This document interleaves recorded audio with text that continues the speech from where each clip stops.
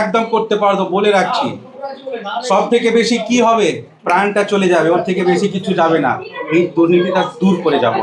15 বছর সরকারে থাকার পরে তার শরীরের প্রতি কতটা লক্ষ্য রেখেছে? আমাদের সিদ্ধান্ত সোনার বাংলা, সোনার বাংলা, সোনার বাংলা। কেন এটা কেন করলো, কারা করলো? পরিকল্পিতভাবে এই নিউ টাউন থেকে সর্বনাশ করলো। মানুষের সামনে একটা অংশ তুলে ধরা হয়েছে যে দেখো ওয়েস্ট বেঙ্গল কত সুন্দর, যা ঝকঝকে বিশ্ব বাংলা গেট বানিয়েছে। কিন্তু আপনি পানাপুকুর অঞ্চল চলে যান, সেখানে রাস্তার পরিস্থিতি কি? আমরা নির্দল ক্যান্ডিডেট, সাধারণ মানুষের কাছে, আমরা রাজারহাটের মানুষের কাছে বলছি, আমরা নির্দল ক্যান্ডিডেট মাত্র, কিন্তু আমরা নির্দল ক্যান্ডিডেটের পাশাপাশি আমাদের একটা ব্যাকগ্রাউন্ড আছে, আমরা কি করতে চাইছি আর আমরা কোন পথ অবলম্বন করে কোন সিঁড়ি ভেঙে আজকে নমিনেশন করে এসেছি সেটা আপনারা দেখুন। আমি কি হয় না, দেখো আমি আমি আমি নিজের অফিস বলুন বা আমার বাড়ি বলুন, খুব ভালো করে গুছিয়ে রেখেছি, খুব ভালো করে। যখন বাড়ি থেকে বের হই, অফিস থেকে বের হই, দেখতে ভালো লাগে না। এটা তো আমার এই পশ্চিমবঙ্গ তো আমার বাড়ি, দেখতে ভালো লাগে না, দুঃখ পাই। আবার অনেকবার যখন আমি দিল্লি যাই বা ব্যাঙ্গালোরে যাই, লোকেরা বলে, আপনি কোথাকার? আমি বললে কলকাতা। আমি পশ্চিমবঙ্গে, ও বাঙালি। এটা কি এই 20-25 বছর আগে যদি আমরা বাইরে যেতাম বা এখান থেকে লোকেরা বাইরে যেত, আপনি কলকাতা থেকে এসেছেন, আপনি সম্মানীয় লোক, ওই সম্মানটা নষ্ট হয়ে গেছে। ওই সম্মানটা আমাদেরকে কেড়ে নিতে হবে। সেই কারণে আমি এই সিদ্ধান্ত নিয়েছি। চলে গেছে, ঠিক আছে। এই যে পশ্চিমবঙ্গ থেকে যে সম্মান চলে গিয়েছে বলে আপনি দাবি করছেন, কি কারণে বা কি জন্য গেল? শুধু একটাই কারণ, দুর্নীতি, দুর্নীতি, দুর্নীতি। আমি রাজনেতা হয়ে উঠেছি, আমার বাড়িতে কোটি কোটি টাকা আসুক, আমার ছেলেমেয়েরা ভালো করে থাকুক, প্রচুর জমি আমি কিনে নেব, বিদেশে টাকা পাঠিয়ে দেবো। সেই কারণে এই সম্মানটা চলে গেছে। আমাদের শুধু মোরালিটিটা যায়নি, আমাদের মেরুদণ্ডটা ভেঙে গেছে। দুর্নীতি, শুধু দুর্নীতি, আর কিচ্ছু নয়। আপনি মনে করছেন দুর্নীতির মোকাবেলা করতে পারবেন? একদম করতে পারবো, একদম করতে পারবো বলে রাখছি। সব থেকে বেশি কি হবে, প্রাণটা চলে যাবে, ওর থেকে বেশি কিছু যাবে না। এই দুর্নীতিটা দূর করে যাবো। ইতিমধ্যে যারা তৃণমূল কংগ্রেসের নেতৃত্বরা বা সমর্থকরা রয়েছে, তারা উন্নয়নের জেরে তারা ভোট চাইতে যাচ্ছে। আপনি কি নিয়ে ভোট চাইতে যাচ্ছেন? দেখুন, ওরা কারা কারা কি বলছে বলবে না, কিন্তু কেউ উন্নয়ন চায় না। একটা প্রেস ক্লাবে বলেছিলাম, রাজনীতি পলিসিটা কি, বিভ্রান্ত করো তারপরে নেতৃত্ব দাও, কনফিউজ করো তারপরে লিডারশিপ দাও। সবাই এটাই চায়। আমি মনে করুন, আমি আমি আমি মার্সিডিজ গাড়িতে যাচ্ছি, আমার ভাই মার্সিডিজ গাড়িতে আছে, আমায় সালাম করবে, আমি ওকে সালাম করবো। আমি সবসময় চাইবো রাজনেতা হয়ে কি আমার থেকে ছোট থাকুক, এইটাই ওরা চায়। কিন্তু এইটা উচিত নয়। সবাইকে বরাবর সম্মান, ইকুয়ালিটি, জাস্টিস, ইনসাফ হওয়া দরকার। আর যারা উন্নয়ন কথা বলে, কেউ উন্নয়নে আসতে চায় না, তো ওরা কেউ চায় না যে উন্নয়ন আসুক এখানে। আমরা চাই, আমার বাড়িতে উন্নয়ন আছে, আমার অফিসে উন্নয়ন আছে, আমার কোর্টে উন্নয়ন আছে, আমাদের রাজ্যে উন্নয়ন আসবে, আমরা নিয়ে আসবো।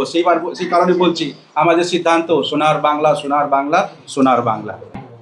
সর্বপ্রথমে আমার যিনি পার্টির প্রার্থী, মানে আমি হচ্ছি নির্দলীয় ক্যান্ডিডেটের ইলেকশন এজেন্ট, আমার নাম হচ্ছে শাহ আলম মোল্লা।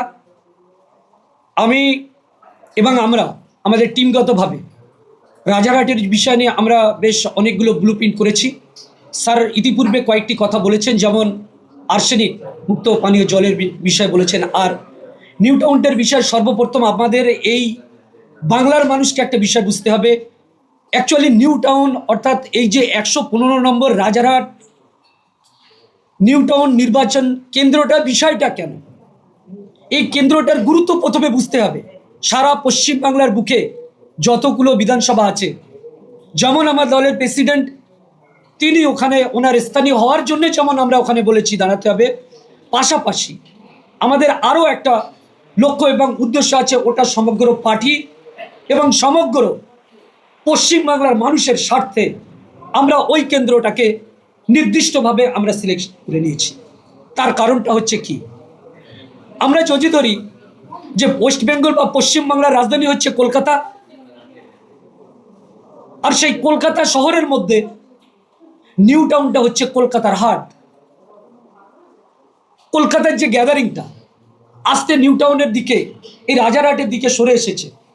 আপনি ইনফোসিস বলুন, উইপ্রো বলুন, আইটি সেক্টর বলুন, বিভিন্ন আবাসন বলুন, বিভিন্ন কোম্পানির বিভিন্ন অফিস আদালতগুলো কিন্তু ধীরে ধীরে এই রাজারহাট নিউ টাউনের মধ্যে চলে এসছে। অর্থাৎ সমস্ত অফিসিয়াল কর্মকাণ্ড যেখানে চলে আসে, এরকম একটা হার্ট, একটা হৃদয়, সেই পরিস্থিতি, সেই জায়গাটা কি আছে? একটা গভর্নমেন্ট 15 বছর সরকারে থাকার পরে তার শরীরের প্রতি কতটা লক্ষ্য রেখেছে, তার হার্টের প্রতি কতটা লক্ষ্য রেখেছে, অর্থাৎ সেই রাজারহাট, অর্থাৎ সারা পশ্চিমবাংলার হার্ট, হৃদয়কে কতটা লক্ষ্য রেখেছে, সেইটা আমরা বাংলার মানুষের কাছে তুলে ধরতে চাই। নিউ টাউন হচ্ছে একটা স্মার্ট সিটি। নিউ টাউন হচ্ছে স্মার্ট সিটির মধ্যে এটা হচ্ছে মেট্রোপলিটন সিটি। এত গুরুত্বপূর্ণ সিটির মধ্যে এই এলাকার মানুষ যারা বাস করে, একটা দেওয়ার তুলে দেওয়া আছে। এই 15 বছর ধরে তৃণমূল কংগ্রেস দেওয়ার তুলেছে। 34 বছর ধরে পশ্চিমবাংলার মানুষের মধ্যে যে পরিস্থিতি পরিবেশ ছিল, তৃণমূল কংগ্রেস আসার পরে যে কথা বলেছিল তারা প্রতিশ্রুতি দিয়ে ব্যর্থ করেছে।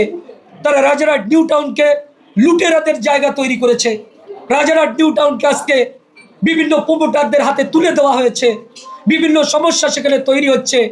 আর সাধারণ মানুষের সামনে একটা পর্দা তুলে দিয়ে একটা new town city, smart city গঠন করা হয়েছে।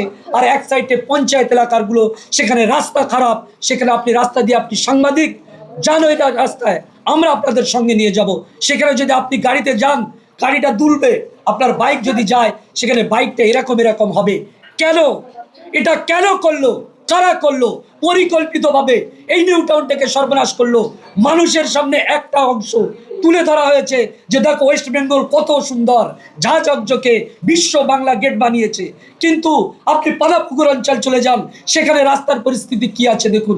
ওই সমস্ত গ্রামের, যে পানাপুকুরি গ্রামের, চাঁদপুর গ্রামের, বৈদিক ভিলেজের পিছনের গ্রামের রাস্তায় যান আপনারা, যেটা হাড়োয়ায় উঠেছে, আপনি ওই রাস্তা দিয়ে যেতে পারবেন না।